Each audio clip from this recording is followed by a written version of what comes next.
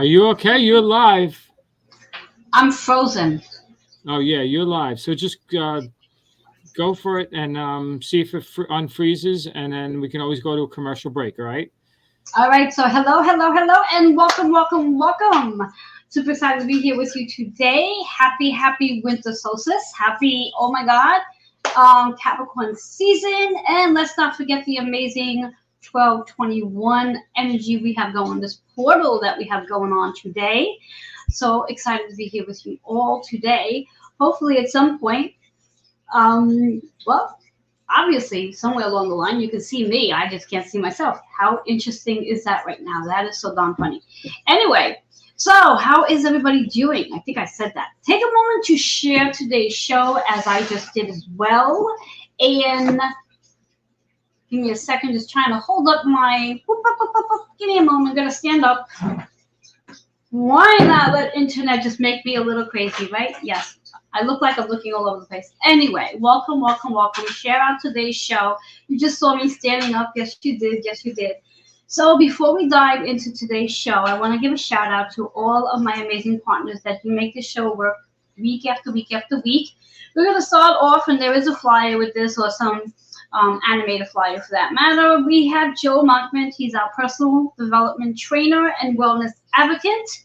Then we also have CJI Lopez, who's the host and publisher of the Author's Porch podcast and magazine. Deborah Beatty, the badass color mystic.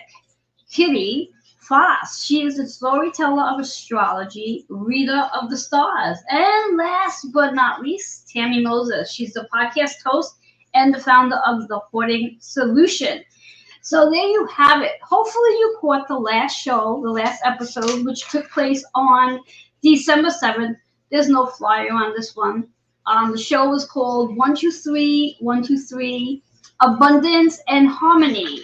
And obviously I was the guest of the show. And if you did not get a chance to see that show live, know that you could definitely go and watch it on all the major platforms, just to name a few: Amazon Fire TV, Twitch TV, Roku, and of course here on Facebook and YouTube.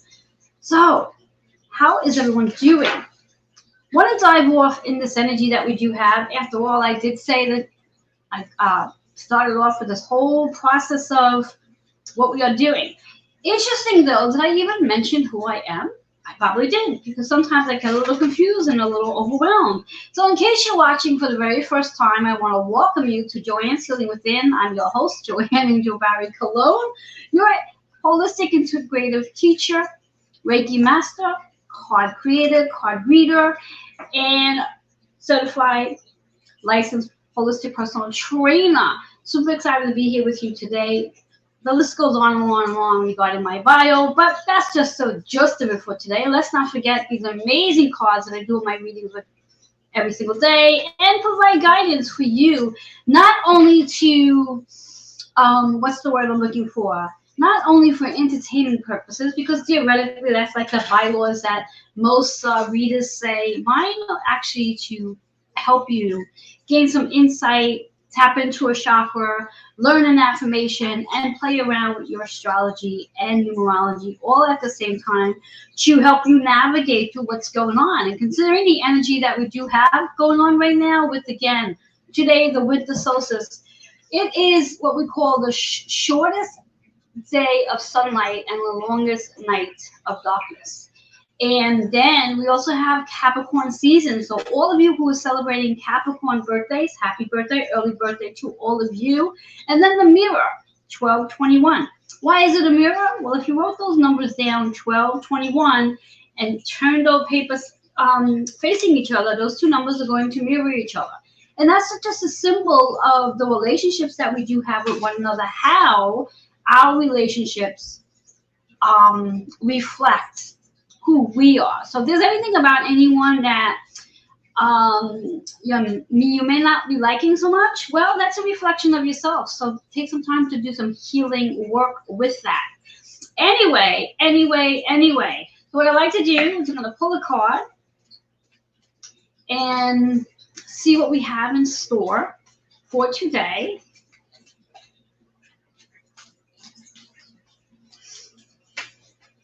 All right, our card for today Quite interesting of the card that shows up. It's in reverse. Reverse cards, in case you are new to watching any of the shows, a card that shows up in reverse, it's an indication of two things. You want to pay attention to that color. That color is associated with the crown in this particular case. So you want to pay attention to that. Your crown is about your higher wisdom, your higher knowing, your psychic abilities. It's also a really great way of learning how to balance between the ego, the logic, and also your wisdom. So let's turn it in the upright position. The second reason why the card is in reverse is there's a possibility that you may have a little resistance to the message that I'm about to deliver. So here we go. Forgiveness is the message. Who do you need to work on forgiving? And remember, as I mentioned, today's energy is that 1221 energy, which is the reflection. So to start off with, before you forgive anybody, start forgiving yourself. Give yourself permission, grace, ease, and unconditional love today on whatever it is you feel that you might have done wrong, or you're feeling that someone else did wrong. I've said this millions of times to people. There is no rule book to when it comes to relationships. Whatever your title is, whether you're a mom, you're a dad, you're a sister, you're a brother, you're a friend, whatever it is, there's no rule book. So all of us with these, well, they should be doing it this way. Reality of it all is there isn't a rule book. It goes the way it goes, and whatever it is that you're learning from it is what you're learning from it. That 9-9 energy, that 9 is a reminder that there's something you need to let go of. And the letting go means letting go of the grudge that we hold on to. So many of us hold on to grudges. And if you really want to ask that person, well, why are you upset with me, or why am I upset with you? Probably don't even know why. You're just holding on to a grudge because it's easier to do that than to move into a space of love. The double 9s works out to be 9 again. So let's talk about that energy just for a hot minute. That 9-9 energy is the energy that Mercury will be tapping into, which is Sagittarius, on December 23rd, when Mercury backspins into Sagittarius energy. And I just want to take a look at something before I dive further into that. Give me 1 second just to check my notes on something. I want to make sure that I have the actual date correct, because there's so much that goes on. Yes, Mercury backspins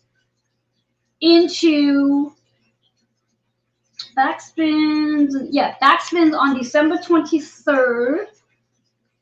Mercury backspins into Sagittarius. I'm just double checking again, because that's really important information that we want to know about. And why is that important?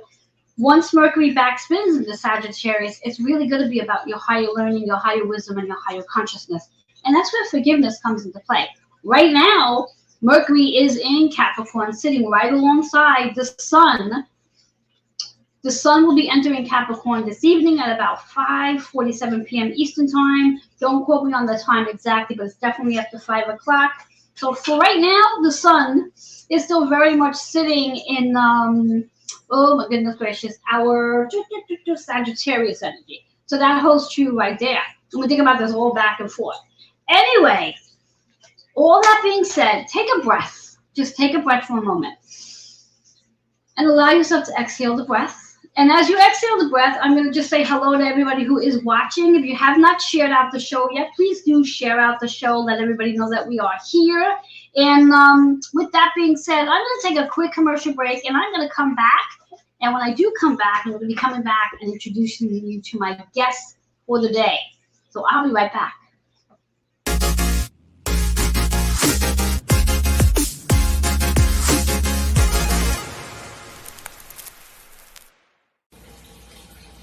Hello and welcome. I'm Joanne Angel Barry Cologne, your holistic integrative teacher, licensed personal trainer, Reiki master, published author, and card creator.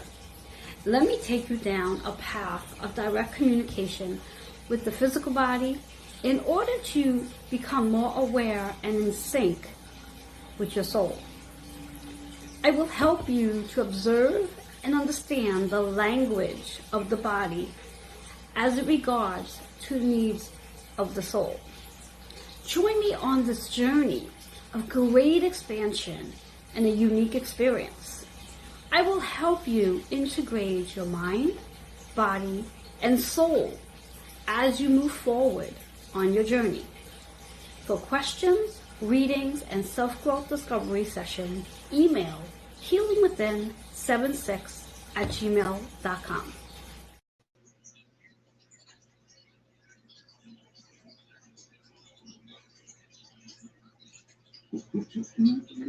Hello, hello, hello, and welcome back. Welcome back to Joanne's Healing Within. For those of you just tuning in, I'm your host, Joanne Dubarry Cologne. I'm super excited to be here with you today. If you missed the first part of this episode, the introduction, so to speak, please know you can go back and watch on Roku, Amazon Fire TV, Twitch TV, of course, here on Facebook, and YouTube. And let's not forget Twitter. Yes. So I do want to bring back the card because I always like to bring the card back to the conversation. Our card for today showed up in reverse. A reverse card just means we need to work on the chakra, which is the crown. And it's also about maybe a little resistance regarding the message that I have given. Now, I can never recite the message again because the message is always channeled. So whatever shows up now is new information. However, I did take a little bit of notes. That 9 energy, when we talk about the energy we're in right now, the sun right now sits in Sagittarius. By 5-something this evening, the sun is going to be entering the Capricorn. That 9 energy is a reminder that it's time to let go of your grudge. Let go of the grudge so you can move into that space of ease, grace, unconditional love, and peace and joy in your heart. Remember that purple energy is the crown. This is about higher wisdom. And after all, we are in the winter solstice, so this is a perfect time to really work on pulling into ease, pulling into grace, pulling into joy. So that is our card for today.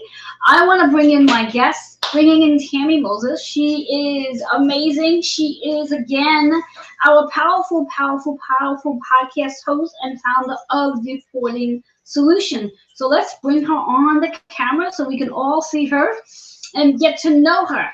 Today's title is Bring Ease and Grace into Emergency Visit. It's actually supposed to be the emergency room, but everything's been a little flip-flop with Mercury going retrograde. Hello there, Tammy. How are you, my love? I'm doing well. How are you? I'm doing well. Behind the scenes, I'm sitting here saying, well, what the hell is going on here with Mercury retrograde? It's quite an interesting day, I have to say. Are you feeling this energy today between Mercury retrograde, the winter solstice, the sun getting ready to enter into Capricorn, which, by the way, if I'm not mistaken, plays a big role for you since you happen to have Capricorn sun energy? Yes, that is true. Yeah. So are you feeling all of this?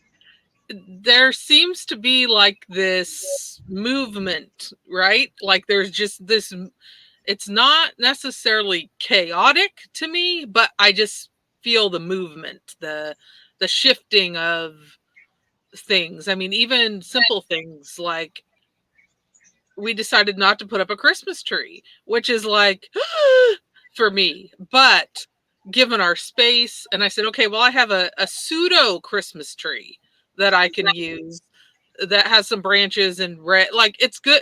It'll be fine. Right. But for me, that's just like this shock that I'm not going to do that. Yes.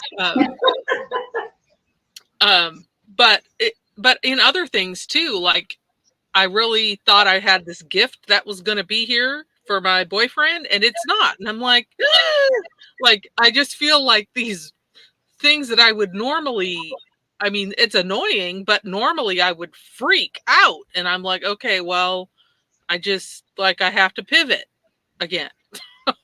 Yeah, exactly. And I think that's really what this energy is. It's teaching us, especially with Mercury in retrograde. By the way, in Capricorn, there's a lot of Capricorn going on right now.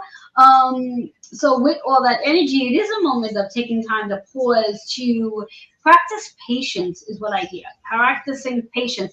And this is going to be a great segue right into our conversation today, considering our topic is about bringing ease and grace into, I put the emergency visit, but into the emergency room. Now, a little backstory for with Tammy and I, about maybe 2 weeks ago, she and I were chatting about her emergency visit that she had and her experience there. And I had shared with Tammy my experience that I had a couple of months ago with my dad in the emergency room, and how it's just really interesting that they do not have, and when I say they, the emergency room, the doctors, the nurses, whoever sets up the space, they do not have space for the caretaker that comes in with the person who's going into the emergency visit. So Tammy and I started chatting about that, and that's how this particular show came about. So Tammy, talk a little bit about your experience that you had, and then we'll talk about like some how we can bring that ease and grace into these visits. Well, of course, by nature, an ER visit isn't planned, right? And so I ended up taking my mom there because the entire computer system of that facility was down. And so the original appointment couldn't happen. And because she had fallen a couple days before, I was concerned that we really needed to be seen since she had agreed to be there with me, which is not, it's depending on what your connection is with your loved one. You may or may not get agreement sometimes for the things that you need for their benefit. They may not even be in agreement to go to an emergency room. Right. Yeah, I mean, and sometimes it's a matter of having that tug of war and saying, well, you have to go, and they'll fight with you, and then, you know, now the two of you end up in the emergency room together. That person doesn't really want to be there, and you're trying to make it comfortable enough for that person to be there. So sorry, I cut right into that conversation.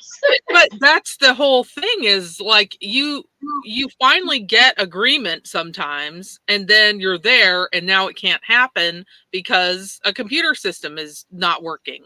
And so we ended up, they have their little wheelchairs, right? So I end up pushing her across the parking lot over there, and then we proceeded to, they triage you pretty quickly, but then you're sitting and you're waiting and you don't know, and it's already a difficult scenario, but then you throw in not having computer systems working and everything slows down, and the staff is doing everything they can to let you know what's happening, you know. But anyway, we ended up being in that waiting area for about 13 hours because of all the things that were going on, and more people just kept coming in, and you're like, where, like, is this the place to be on a Friday night? Probably not. But, and so the triage piece went well, but now you're sitting there and you're waiting, and it's not a comfortable space, right? It's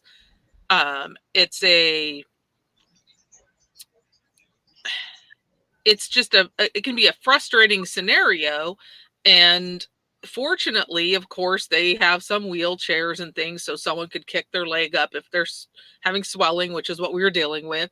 But as far as sitting, it's like you're sitting for, if you were sitting for 10 minutes in a doctor's office, that'd be fine. You're seating. But when you're waiting and waiting and waiting, and more people are coming in and they're tired, and then there's kids that probably would benefit from laying down somewhere, and basically the small ER area kind of expanded out into the main lobby, which you'd normally walk into on a given normal business day. So to me, it just was astounding to me how many people came in and had to wait, but it was a very uncomfortable situation, you know. And I just feel like there's a disconnect between what people need and what's being offered. And I know you and I have talked about this as well, the disconnect between physical health and mental health, and how that connection is often missed. And I do see where they were trying, like with a patient advocate, they were, you know, but finally it was like, okay, we've been here for like 5 hours, and I need to know, can she eat some food? Because, you know, and we do before the cafeteria closes, and we don't know what the testing is going to be. And there was a lot of people in that holding pattern, if you will, waiting for a test result. And again, with the computer system being down, that was part of the issue. But people were getting irritated, but for the most part, people were pretty calm and pretty patient and understanding of what was going on. But like, I get hangry, right? That's a real thing. And, Yes. and normally I'd like to think I'm a little more prepared, right? Like, I'd have a bottle of water, I'd have a granola bar, whatever, but I didn't anticipate the length of time that we would be there. And part of the reason for sticking it out is,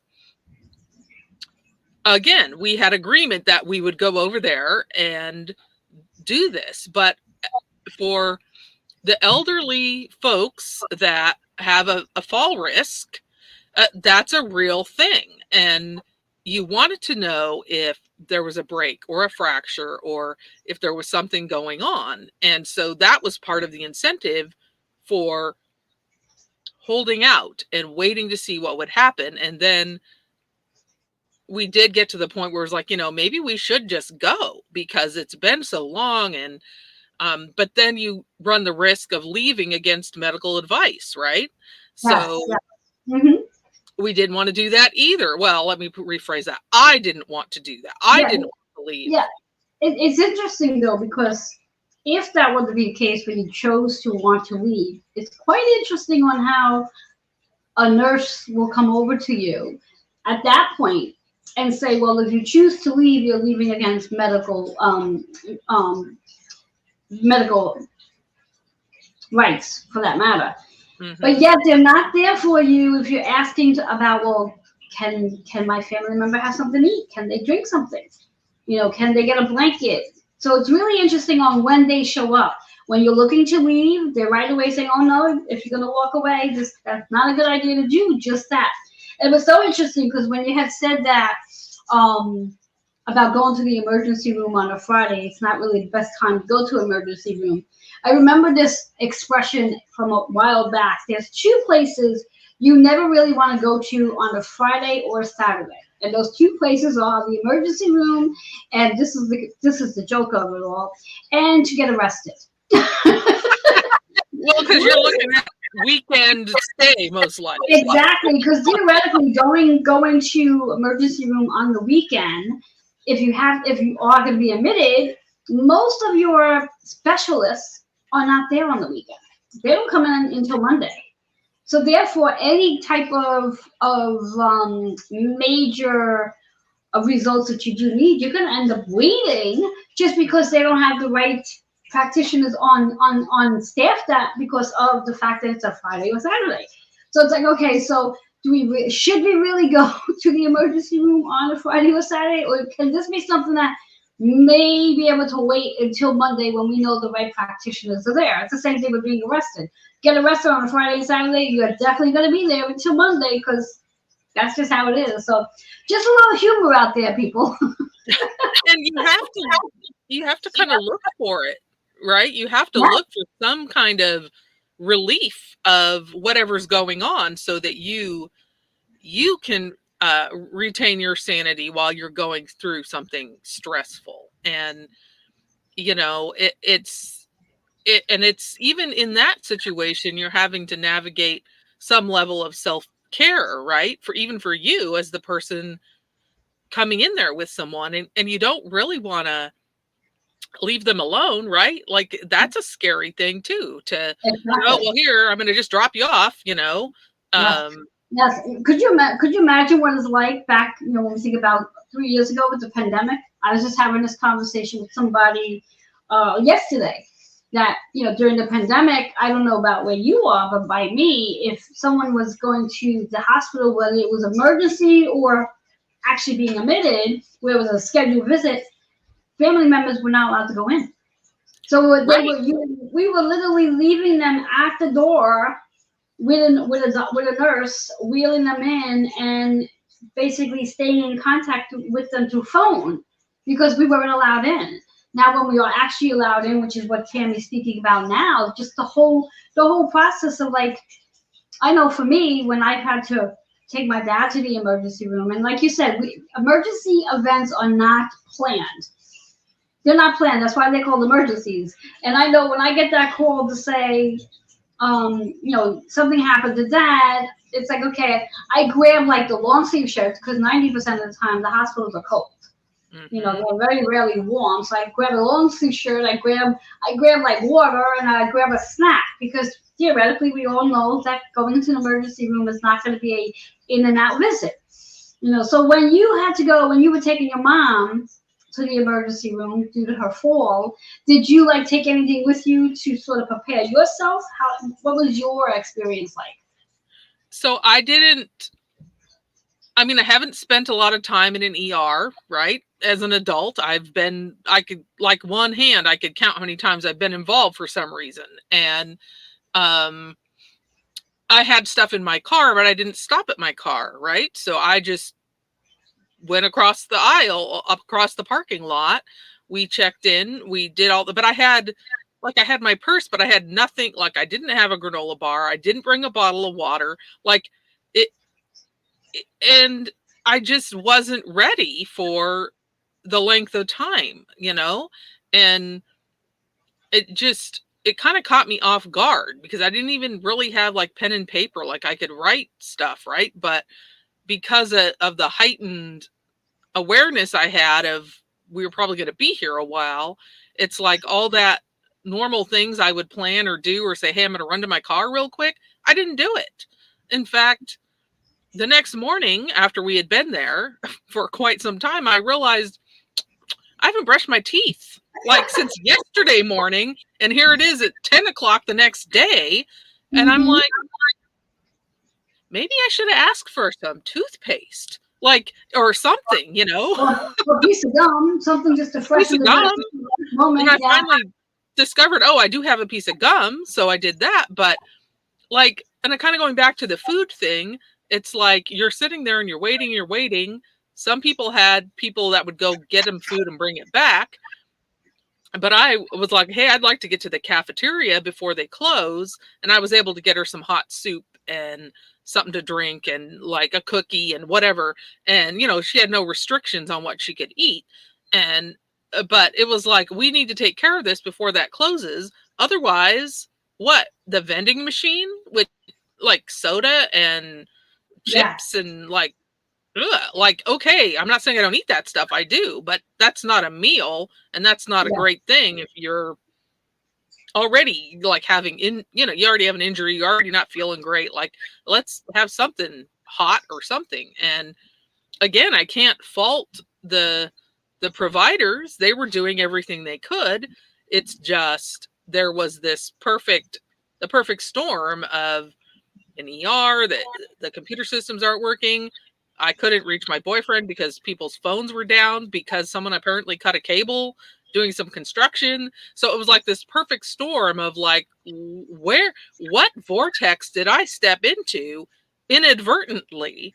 And I wasn't prepared, Exactly. And not even that. I mean, for your situation, the wires were down, but for some emergency places, in which I've been in, sometimes the cell phone's reception doesn't work out in the emergency room. So you literally, to call someone to update the person of what's going on, you literally have to step away from the person you're there with just to go update a family member and say, okay, I'll be right back, and hope that during the time you step away that a doctor or a nurse doesn't come to chat with the patient, because then you miss out on everything they chatted about. So it's like this catch-22. And that did happen. That happened too. Yes.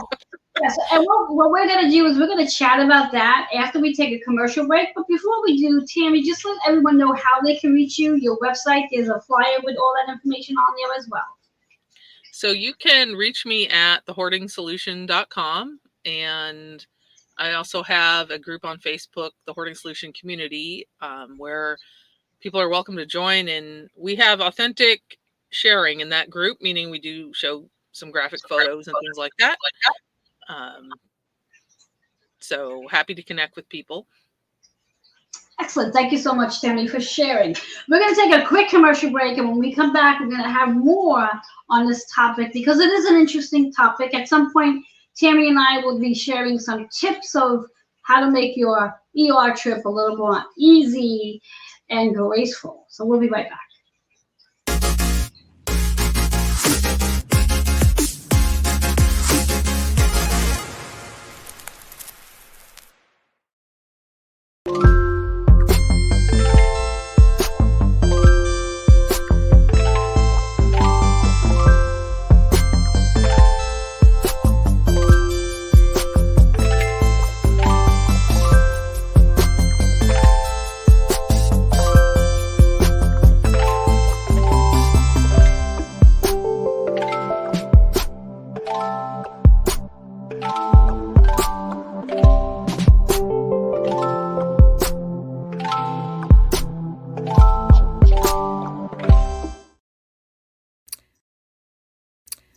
Hi, everyone. I'm Kitty Foss. And I'm Amy J. And we're Intuition of the Soul. We are a Facebook and YouTube group that has created a sacred spiritual place to look at your spiritual practices. And there's too much to tell you about what we do, but let me tell you, we have weekly activities, we have monthly activities, and you are not going to want to miss our spiritual practitioner series. So join us on Intuition of the Soul. Aloha.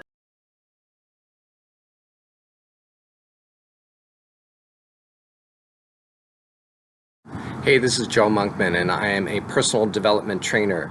And that means that I help people step into their leadership roles, take their place as a visionary, really understand their own mastery in the world so that they can really find their place at the buffet of life. And if you want to know more, you can find me on my Facebook page at Joe Monkman and joemonkman@gmail.com. Hello and welcome back to Joanne's Healing Within. I'm your host, Joanne Angel Barry Cologne, and today I am chatting with Tammy Moses, who's going to be popping in. We are chatting about, the title is Bring Ease and Grace into an Emergency Visit or the Emergency Room, which is what it should have read.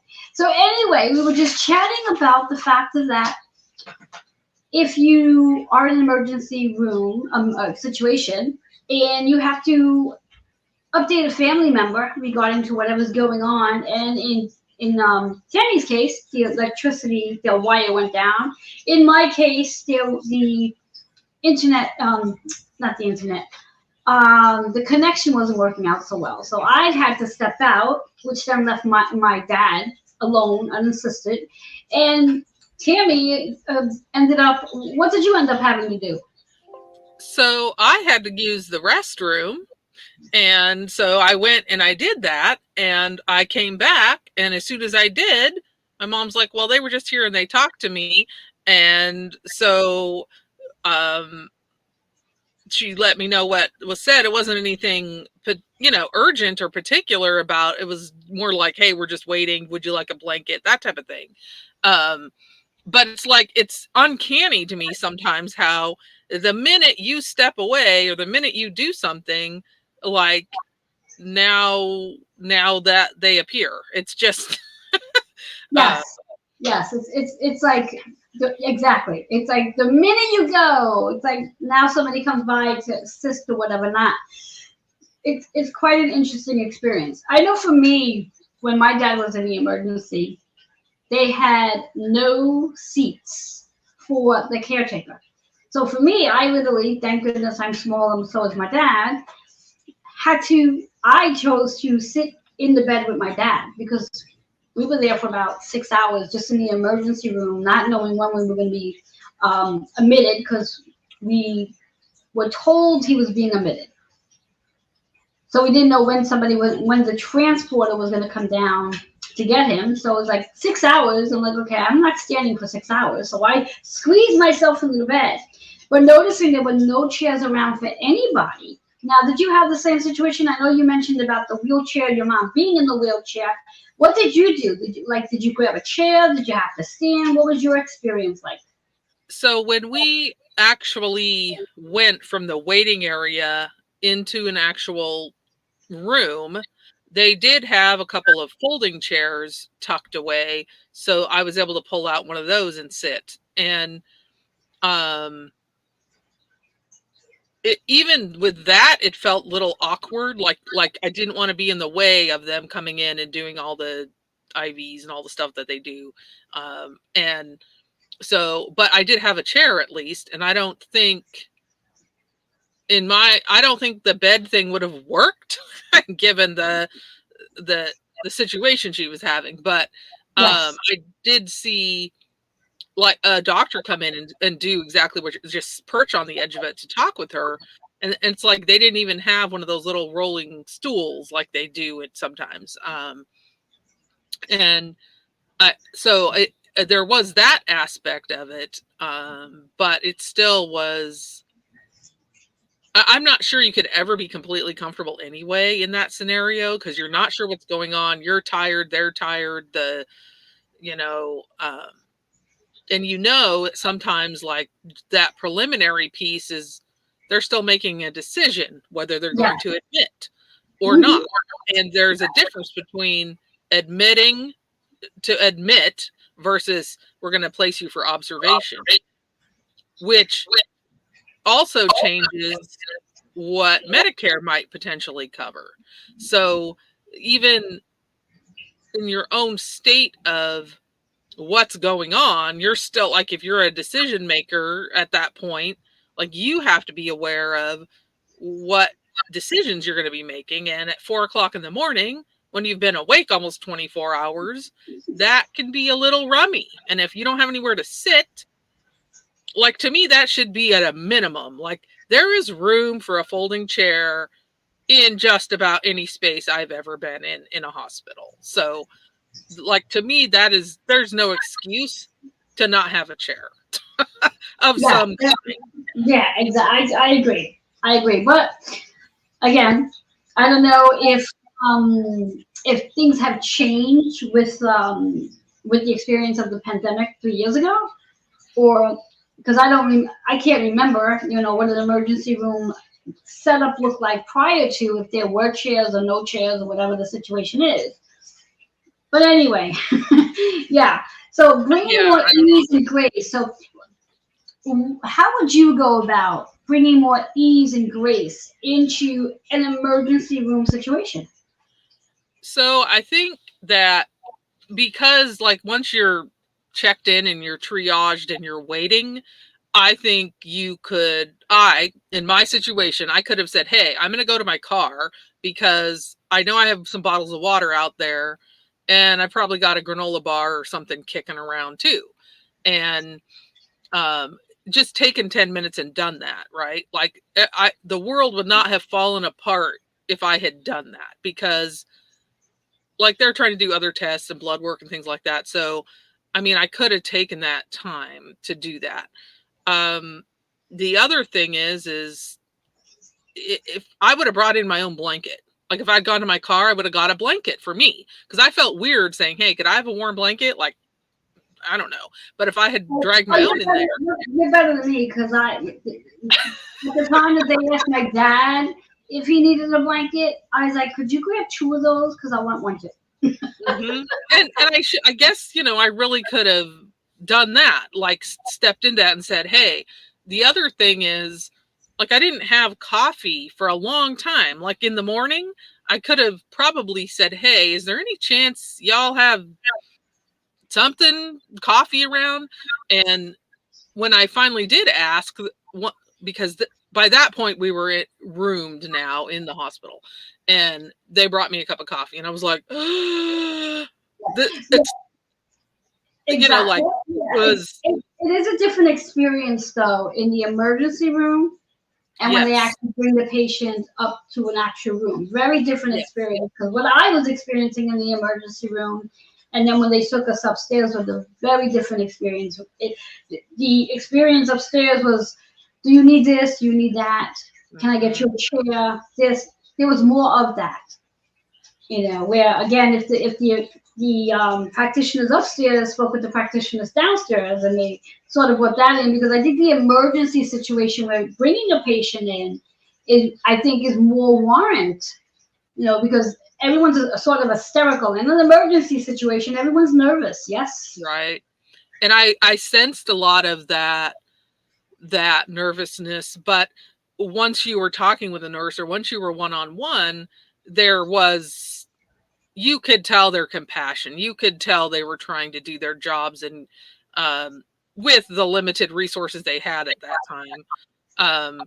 And I do see a lot of compassion there. But something I was thinking about before this, before we started this today, was this is a teaching hospital. So what are we teaching by the way we are interacting with people? And I get that we're a smaller rural area, but we do have folks that are homeless coming in. We do have people that have some kind of drug or alcohol issue, and you could see that. And I mean, it's to the point where you have security out there dealing with some of the people who are They're basically a danger to themselves and anybody else that's sitting around. And so that also exacerbates some of the things. And like, even if someone comes in via an ambulance, they're still triaging that. Like, how serious is it? And if you're sitting there waiting, you will be pushed to the, back a little bit, which I understand that.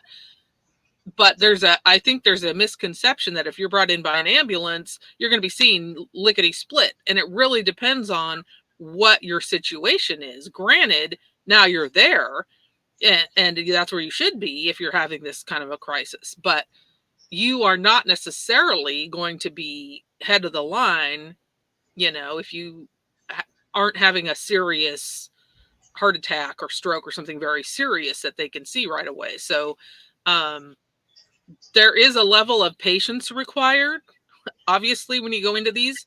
But I think if you can step back for a minute and say, I am going to get a cup of coffee, I am going to go use the bathroom, I'm going to maybe ask for that warm blanket since I didn't go to my car. Like, I think there's ways that you can make sure you're okay, because frankly, if my brain is floating because I need to go to the bathroom, I'm not at my best to advocate for this person. So Exactly. you have to kind of manage that at the same time being like, hey, do you need a blanket? Do you need the bathroom? Should I go ask, for an update? Because at some point you're waiting and you need to know what's going on. But I agree with what you said also. Like, there's an inherent difference between this is the ER and, hey, okay, now we've made I feel like it's like, now we've made a decision and now we know how to proceed. But up to that decision point, it does feel kind of disconnected and chaotic.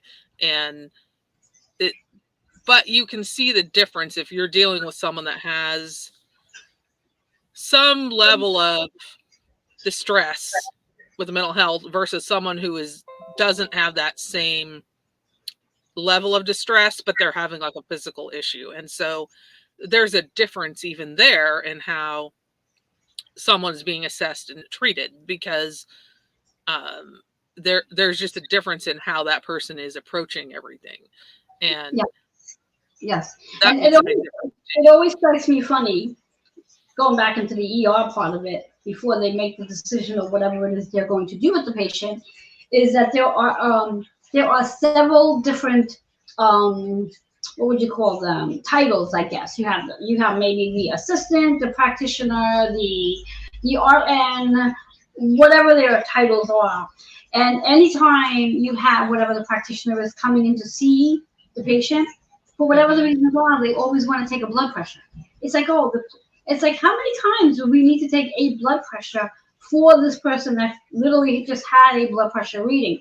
So again, it's just about taking a look at the charts to see what the patient had already done, and is it necessary to do that again?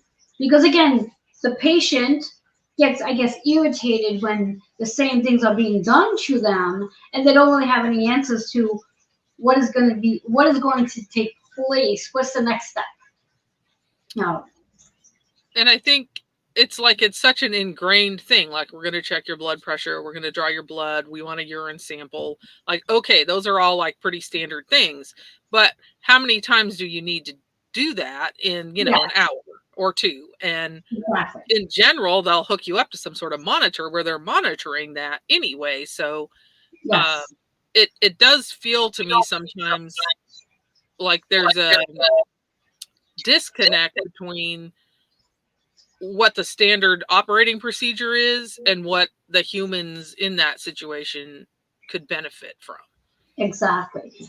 And what we're going to do, we're going to take another commercial break. However, before we do that, Tammy's going to let you know how you can get a hold of her should you want to find out more about her experiences. And we will come back and give you some tips in reference to how to prepare.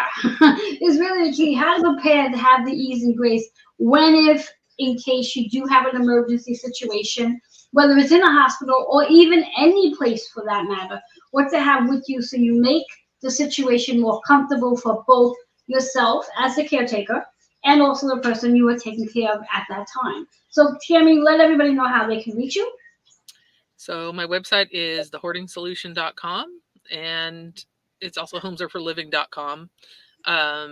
It goes to the same place, and I have a group, the Hoarding Solution Community, as well on Facebook, and I actually have that on LinkedIn as well. So happy to connect with people. Excellent. So we're going to take that quick commercial break, and we'll be right back for a little bit more of tips and possibly a reading if Tammy's open to it.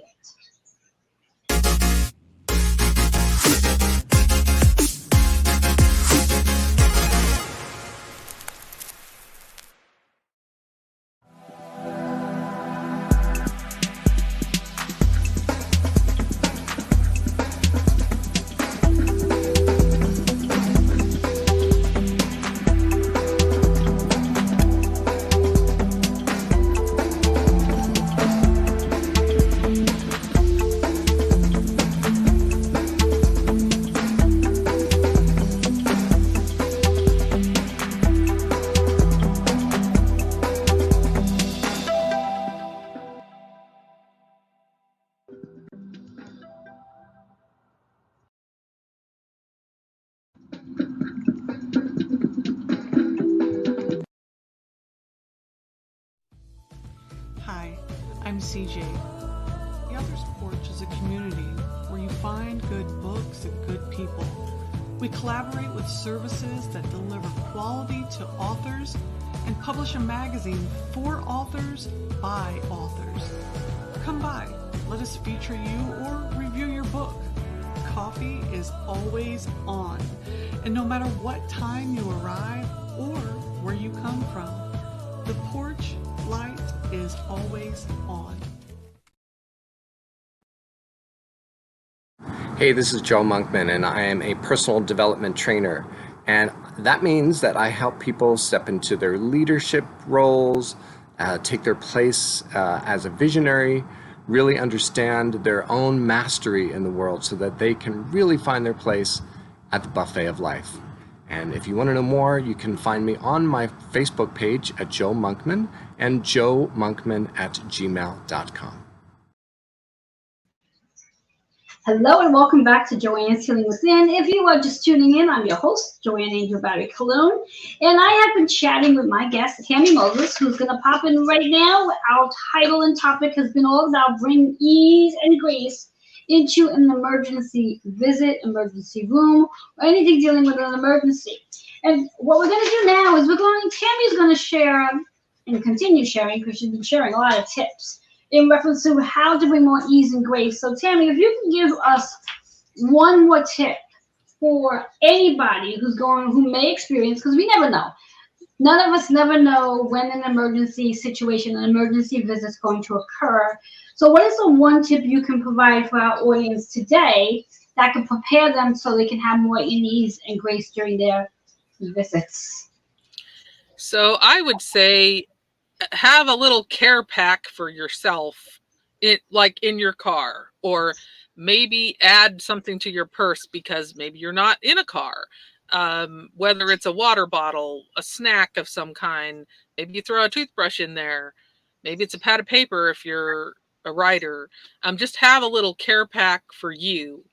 And I did a lot more reading after this ER visit to kind of see how people prepare.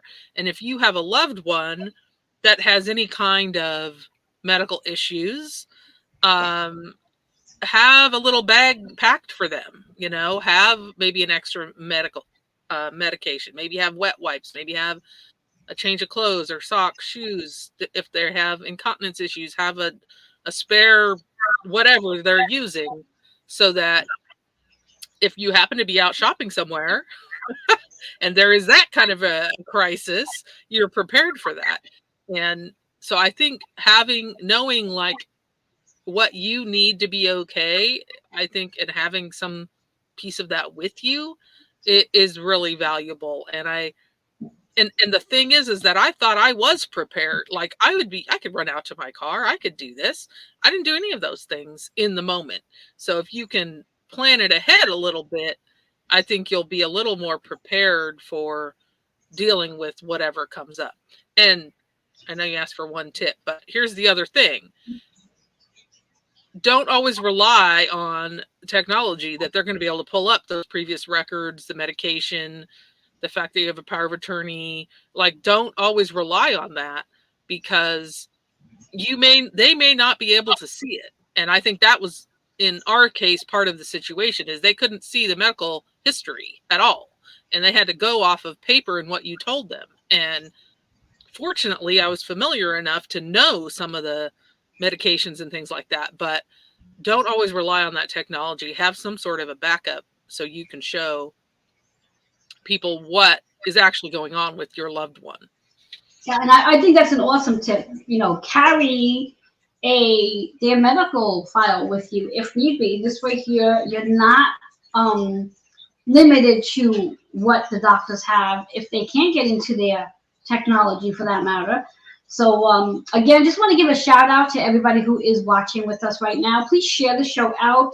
And if you are hopping in now, know that you are towards the end of the show, so you will definitely have to come back and watch from the very beginning. And you can do so by watching on Roku, Amazon Fire TV, Twitch TV, YouTube, Facebook. There's so many other platforms.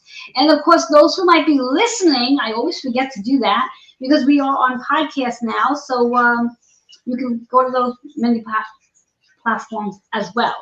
So, Tammy, as usual, I always love the conversations you and I have. I mean, they're so organic. It's never a script. It's just so much fun. The knowledge that I gain from you when we do chat.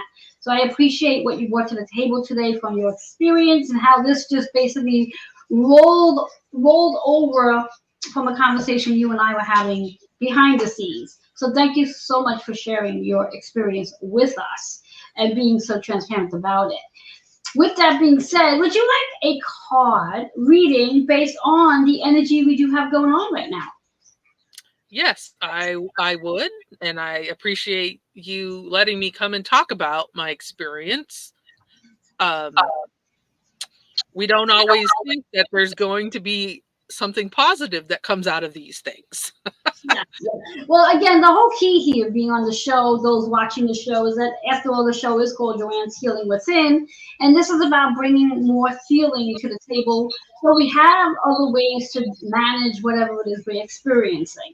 So on that note, since it is your birthday season, I'm going to pull a card for you to give you some insight to your fresh start, new beginnings, a new cycle, and what's in store for you. So here's your card. Such a perfect card to show up. Intuition. Intuition. Trusting your intuition. And I think, too, we can apply this into the situation we were just talking about as well in reference to bringing ease and grace. Trusting your intuition in regards to whatever your situations are. Activating your intuition. That 2-4 energy is about 6, which is about your body system. So learning to really connect with your body so you can utilize your intuition. And in any situation, when we are grounded, we're able to make better decisions. We're able to really think on a spot that we need to, because sometimes those unexpected emergency visits do show up. And when we are grounded, that's perfect. But this is your overall in reference to the energy that's coming through for you. Intuition is a big part for you this season for your birthday. And that 6 is making sure you take the time to schedule your walks in nature, as you spoke on before, water, meditation, movement, everything and anything to keep your body aligned so your intuition can work for you at its highest point. How's that for you, Tammy? And it reminds me that that it's okay to breathe, and that even if you can't get outside, if you could look outside, at least that's an improvement. And even stretching, like if you go into the restroom, you can do some wall push-ups or stretches. Those things help me in the moment a lot of times. And I call it the little voice, but I know it's that intuition, it's that guidance. That says, and sometimes that little voice gets really loud. and I've learned for the most part to not ignore that. Like, go with that, or walk this way, or turn left here, or whatever it is. And even with the hospital situation, I really followed my intuition on that. And there has been some benefit of more people being a little more aware of what's going on. Obviously, I talk a lot about hoarding issues, and even in those moments when I was totally focused on another situation, people were pulling me aside and telling me their experience or their story. So even there, you don't know who's going to interact with you, and how you can have a positive impact even when you're dealing with something like that. And trust me, I was thinking about my fuzzy teeth at 10 o'clock in the morning. I was not really focused on, hey, I'm being a listening board, but I was. And excellent. Excellent. And again, Tammy, thank you so much for all your wisdom for today. Again, let our viewers know how they can reach you. Thank you so much for having me. And you can find me at thehoardingsolution.com. Perfect. Perfect. So all that being said, we're going to take another commercial break, and I will be back with the conclusion of today's show. Again, Tammy, thank you so much for your wisdom today. Enjoy. Thank you. I appreciate you. Thank you.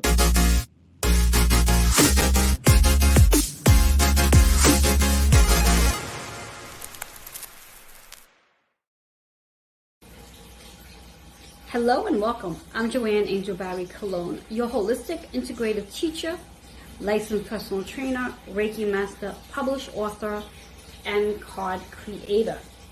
Let me take you down a path of direct communication with the physical body in order to become more aware and in sync with your soul.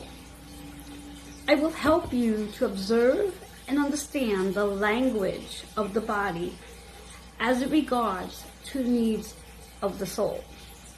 Join me on this journey of great expansion and a unique experience. I will help you integrate your mind, body, and soul as you move forward on your journey. For questions, readings, and self-growth discovery session, email healingwithin76@gmail.com. Hello and welcome back to Joanne's Healing Within. I'm your host, Joanne Angel Barry Cologne. If you are just tuning in right now, you are literally coming in the last 30 seconds of our show. Want to remind you that if you missed a show, you can always come back and watch on Roku, Amazon Fire TV, Twitch TV, and that's just to name some of them. It's also on many, many podcast platforms. Want to dive in and let you know that many of our partners have some amazing offers for you. You can check out the flyer that's up there. That's coming through. We have Spirit Messages by Joe Monkman. We also have The Badass Color Mystic by Deborah Beatty. The Author's Porch Magazine by CJ Lopez. And that magazine is coming out in January, so stay tuned. And then, of course, Intuition of the Soul by Kitty Foss. Many, many, many programs there as well. I look forward to seeing you all back here the first Thursday in January. Looking forward to seeing you then. That's January 4th. Until then, enjoy this amazing energy that we are in right now.